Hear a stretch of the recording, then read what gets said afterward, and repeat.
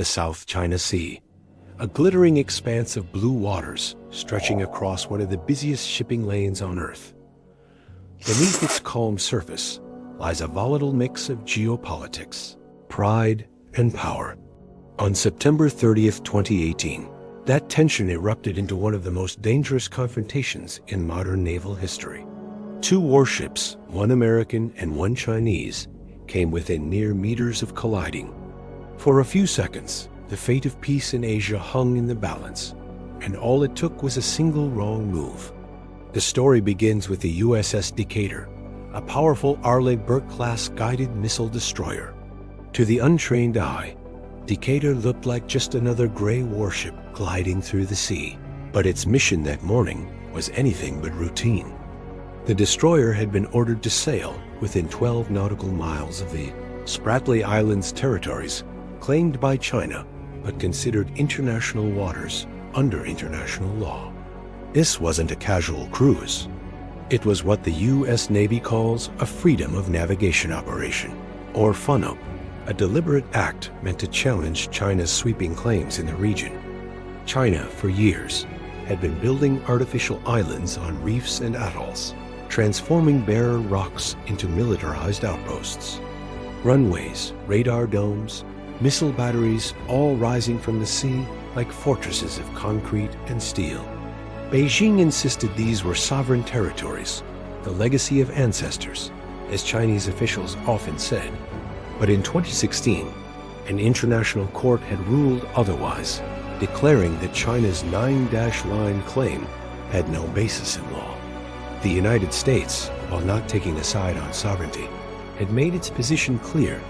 The South China Sea must remain open. No one nation could turn it into their private lake. That morning, USS Decatur sailed quietly, its crew alert but steady. They had done FONOPs before. They knew Chinese vessels would shadow them, maybe radio warnings, maybe follow at a distance. But what happened next was unlike anything they had seen before. On the horizon, a gray silhouette appeared, sleek, modern, bristling with radar arrays. It was the Lanzhou, a Chinese Type 052C destroyer, bigger than most Chinese ships that typically shadowed use patrols. Heavily armed and closing fast, the Chinese vessel's intent quickly became clear. It wasn't just shadowing, it was intercepting. The Lanzhou cut across the sea, angling directly toward Decatur's path. The distance shrank rapidly. 1 mile, half a mile, a quarter mile. On the Decatur's bridge, the crew stiffened, watching the radar screens, listening to the shouted reports. The Chinese were closing in, at an angle that would bring them dangerously close. Radio crackled to life. A sharp Chinese voice sparked orders in accented English. U.S. warship, you are in Chinese waters. Leave immediately, or you will suffer consequences. The American officers exchanged glances. They had heard warnings like this before, but this time it felt different. The Lanzhou wasn't bluffing.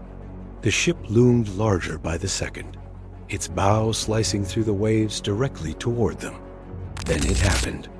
The Chinese destroyer swerved aggressively, crossing directly in front of Decatur's bow at just 45 yards, less than half a football field. At that range, even the slightest mistake, a slip of the helm, a miscalculated wave, could have ripped open steel hulls and killed hundreds of sailors in seconds. On Decatur's bridge, the order rang out. Hard starboard, engine reduced. The American destroyer heeled over, narrowly avoiding collision. For a few heart-stopping moments, the two ships seemed locked in a deadly dance, each daring the other to yield. Cameras clicked, capturing the dramatic scene. Sailors gripped railings, staring across at the Chinese vessel, so close they could see the crew on deck. Then, just as suddenly, the danger passed. The Decatur altered course, sliding past the Lanzhou. Both ships continued on their way, the sea closing silently behind them. But the confrontation was far from over. In Washington, the incident set off alarms. The U.S. Navy called the maneuver unsafe and unprofessional. accusing the Chinese of reckless aggression. In Beijing, officials defended the Lanzhou, insisting the Decatur had trespassed into Chinese territory, and the response was lawful, necessary. Neither side backed down. For the sailors aboard both warships, it was a near miss. For the world, it was a warning. The South China Sea had become a powder keg, and that day, sparks had flown dangerously close to the fuse. But this was no isolated event. It was the product of years of rising tension, centuries of disputed history, and the unstoppable collision course of two great powers. To understand why the Chinese captain risked such a bold maneuver, and why the Americans refused to turn back, we must look deeper into the history of the South China Sea, the stakes that drive both nations and the doctrines that guide their ships. Because what happened that day was not just about two destroyers. It was about the future of global order. To understand the confrontation between USS Decatur and the Chinese destroyer Lanzhou, we have to step back. Because this wasn't just about two steel warships. It was about a century of disputes, a sea rich with resources, and two superpowers locked in a silent contest for dominance. The South China Sea, at first glance, just another body of water. But beneath its calm surface lies the heart of modern trade. 1/3 of all global shipping passes through here every year. Trillions of dollars in goods move across these waters: oil, gas, electronics, food. Whoever controls the South China Sea doesn't just control a few reefs. They control the lifeblood of the world economy. China knows this. So does the United States. And so do the smaller nations scattered along the sea's edges: Vietnam, the Philippines, Malaysia, Brunei, Taiwan. Each of them has claims over islands and shoals. But none has China's power, wealth, or determination. For decades, Beijing has pushed its 9-dash line, a sweeping claim that covers nearly the entire sea. On old maps, Chinese officials draw these 9 dashes around the waters, as if to encircle the sea and claim it all as their own. It doesn't matter that international law disagrees. It doesn't matter that the Hague Tribunal ruled in 2016 that the claim had no legal basis. To China, history outweighs rulings. To China, these islands are not just rocks. They are symbols of sovereignty and stepping stones of defense. So when China began dredging sand and pouring concrete onto tiny reefs in the Spratly and Paracel Islands, the world watched in alarm. Within a few short years, barren outcrops became military fortresses. Airstrips long enough for bombers, radar installations that could track fleets, hardened shelters for missiles. These artificial islands were not temporary. They were here to stay. Beijing called them defensive. Washington called them militarization. And into this storm sails the United States Navy. For America, freedom of navigation is not negotiable. International waters must remain open, and the U.S. has both the capability and the will to enforce that principle. Decades of naval doctrine, the very idea of a blue water navy, depend on showing up wherever the sea is challenged. So the U.S. conducts FONOPs, sailing within 12 nautical miles of contested islands, deliberately refusing to recognize China's claims. The message is clear: you cannot close this sea.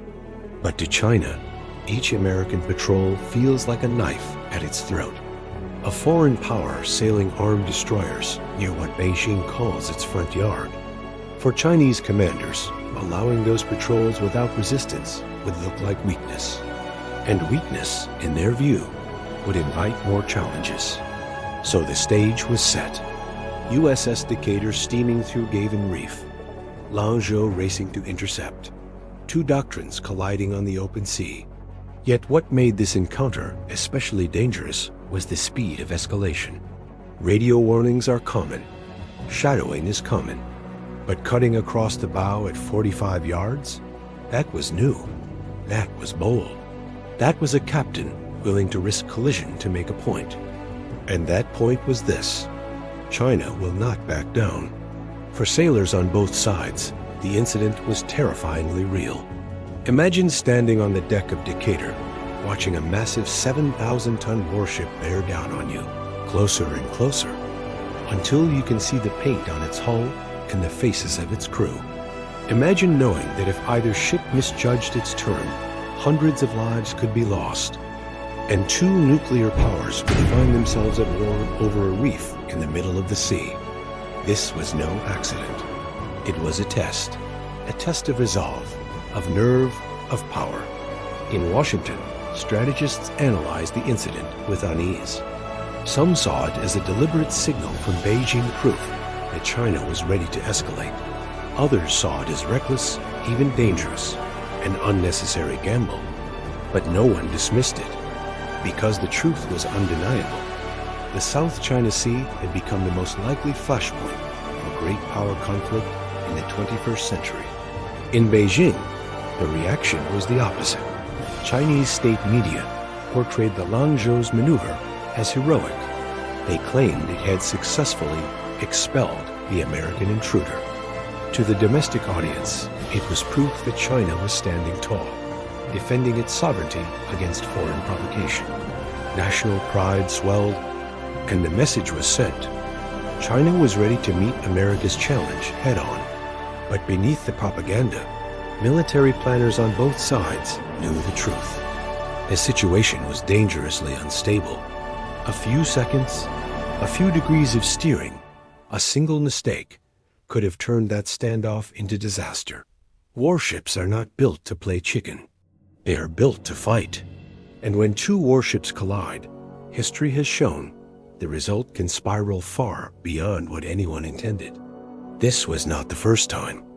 In 2001, a U.S. Navy EP-3 spy plane collided with a Chinese fighter jet over the South China Sea. The American plane was forced to land on Hainan Island, sparking a tense standoff that lasted days. That crisis ended peacefully, but the memory lingered. Now, in 2018, with warships involved instead of planes, the stakes were higher. And so the world asked the question, what happens next? Will there be another close call? Will there be a collision that cannot be undone? Will the South China Sea be the spark that lights the fire of a new war? The USS Decatur confrontation was just one chapter, but it revealed the truth. This is no longer about reefs and islands. This is about two empires, one rising and one established, testing each other's strength.